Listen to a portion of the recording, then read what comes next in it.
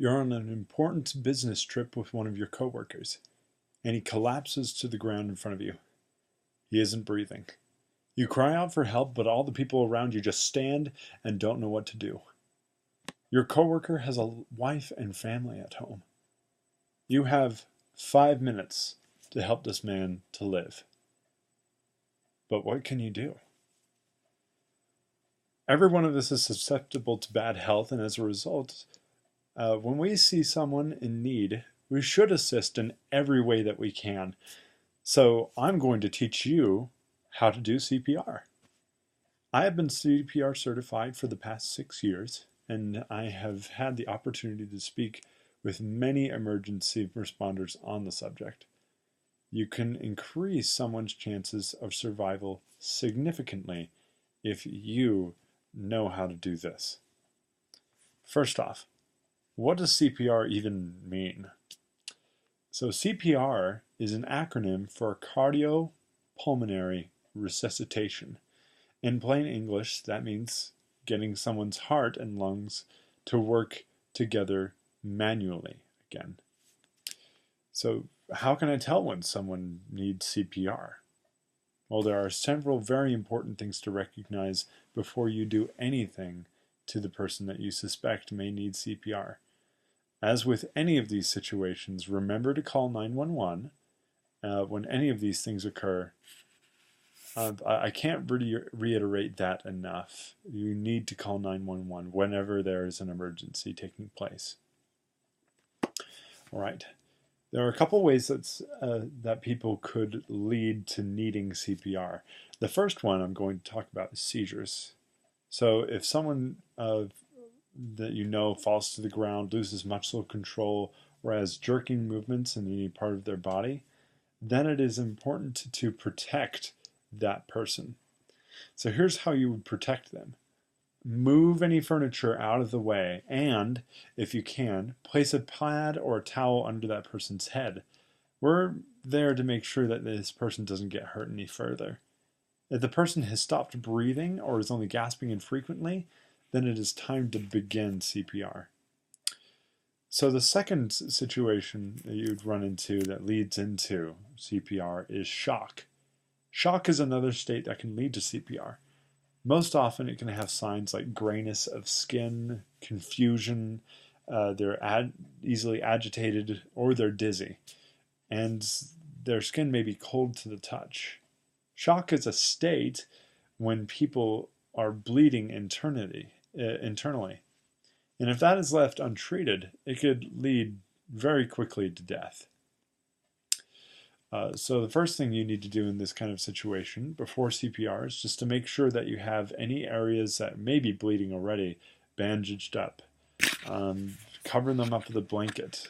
Body temperature during this time is very, very important, especially when it comes to shock. Keep them as warm as possible. If the person descends into a state, much like what can happen after a seizure, for example, if they're not breathing or only gasping or they're unresponsive, then you should begin CPR as soon as you can. So let's go into actually performing CPR. First, we need to tap on their shoulders and ask loudly if they're okay. If the person is responsive, then they don't need CPR. This is fine, and they are going to live. You need to ask why they are on the ground, though. If they are not responsive, either call 911 or have someone near you call 911. And if there's anybody else nearby, ask them if they will go and find the nearest AED. And then move on to step 2, which is check for breathing. So if the person is breathing normally, then it may be that the person is only knocked out or sleeping. If the breathing normally, then the pulmonary functions are functioning properly, and you'll just have to wait with him or her until help arrives. Until that time, remember to stay on the line with emergency responders to help guide you through this kind of situation. So now what? You have someone who's on the ground, unresponsive, and they're not breathing. So if your person is neither responsive nor breathing, then it's time to start doing compressions. You will have to take off the shirt of the unresponsive person. This is the first part of CPR, and as a result of practicing this, you can very much be a part of saving someone's life. Now, compressions are very, very simple.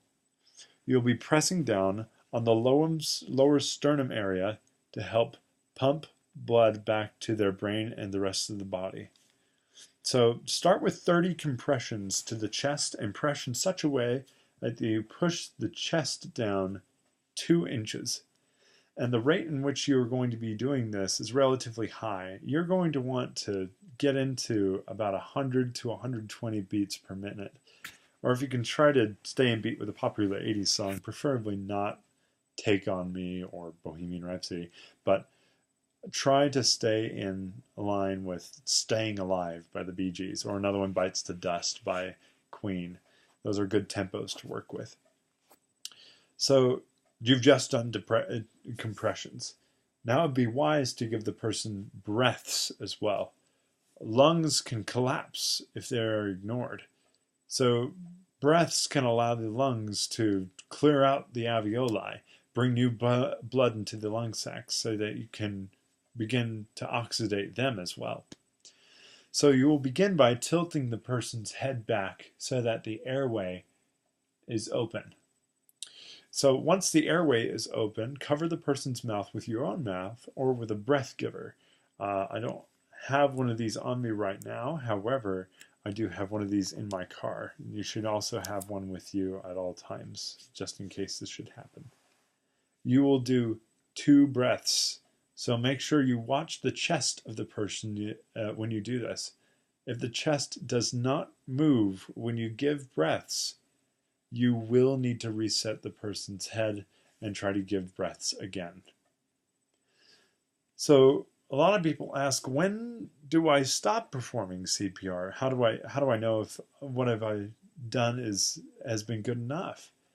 So there are 2 times when you should stop performing CPR immediately, and those times are, first, when you receive your AED.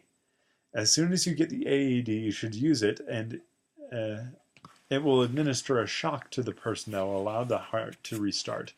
Just follow the instructions that the emergency responders will be giving you according to the setup for that AED. If it doesn't resuscitate the person, then continue to give CPR until the next shock can be administered.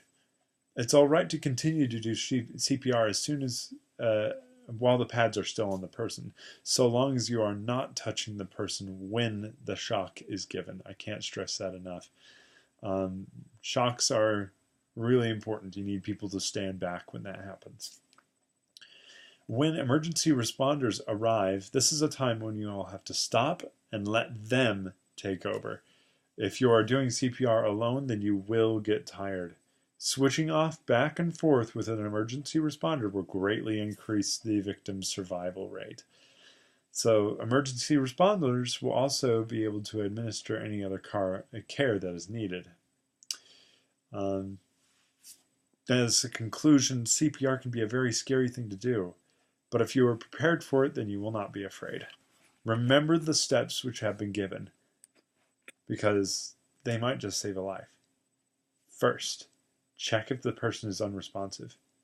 Second, call for help and check for breathing. Third, begin administering compressions. 2 inches deep at a rate of 102, 120 beats per minute. Lastly, repeat until an AED or first responders arrive. You call work and let them know what happened. Your coworker does have a wife and children at home, and you ask your boss if he will let your family know what happened. Because you know how to do CPR, you have saved the life of your coworker, and he will live for many more years with his wife and family because you were prepared to help him when it was most important. Thank you.